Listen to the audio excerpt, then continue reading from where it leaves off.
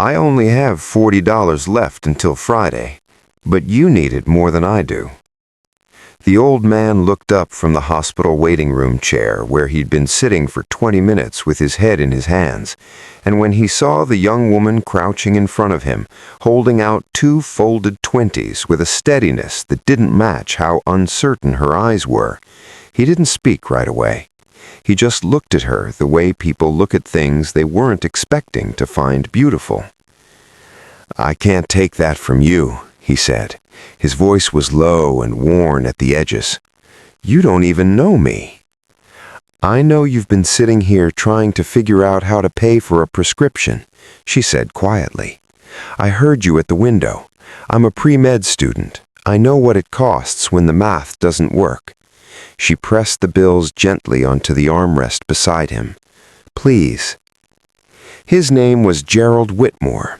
He was 60 years old, a retired letter carrier with a bad knee and a good heart, and a bottle of blood pressure medication he hadn't been able to refill in 9 days.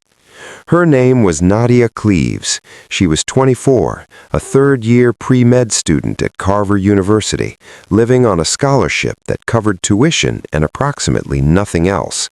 That $40 was her grocery money. She knew it when she gave it. She gave it anyway. Gerald took the money.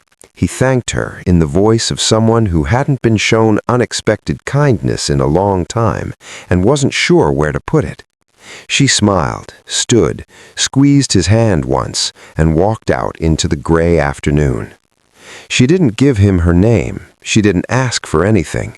She simply vanished back into the ordinary world, carrying her empty wallet and the quiet certainty that she'd done the right thing, even though it would make the next 4 days difficult.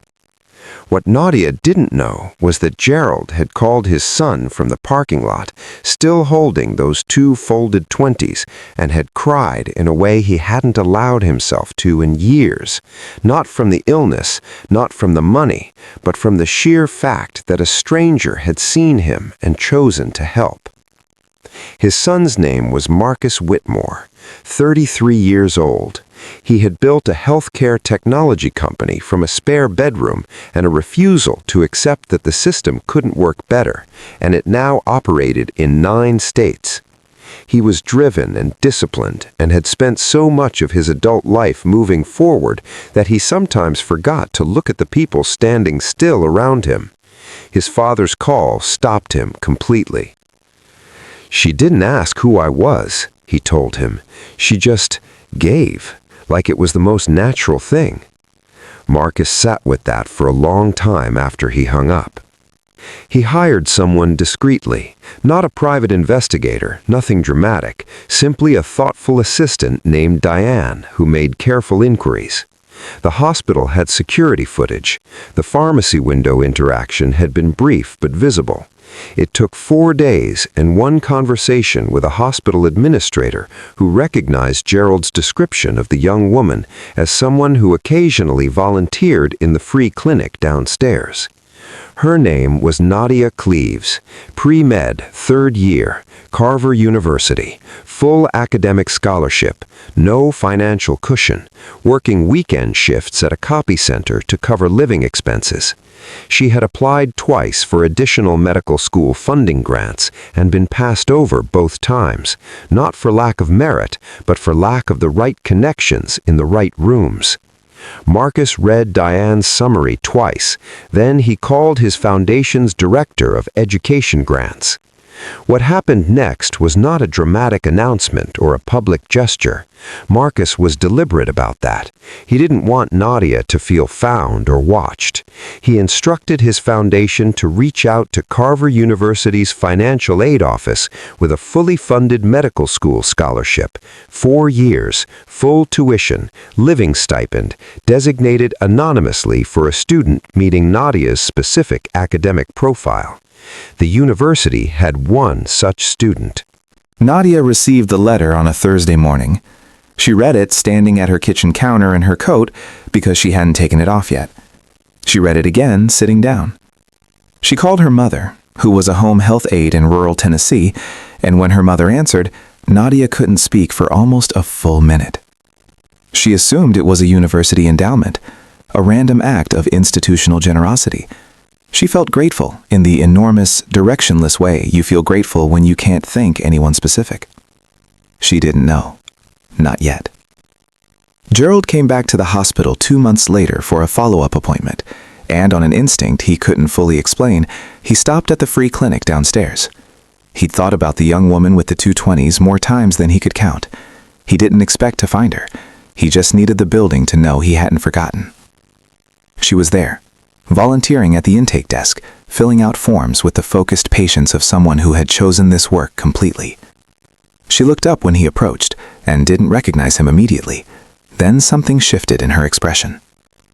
"You're the man from the waiting room," she said softly. "I am," Gerald said. "I wanted to tell you.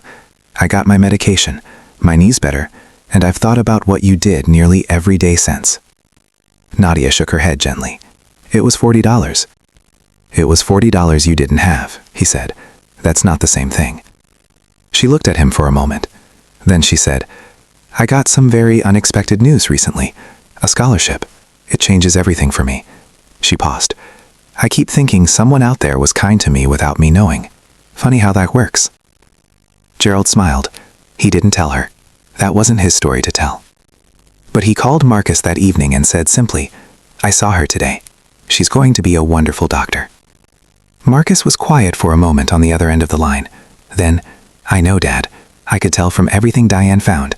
She's exactly the kind of person medicine needs." "She didn't give that money to get anything back," Gerald said.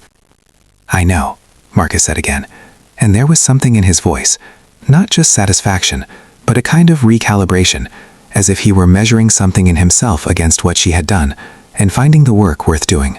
That's exactly why. Kindness given freely, without calculation or audience, has a way of traveling further than we ever intend.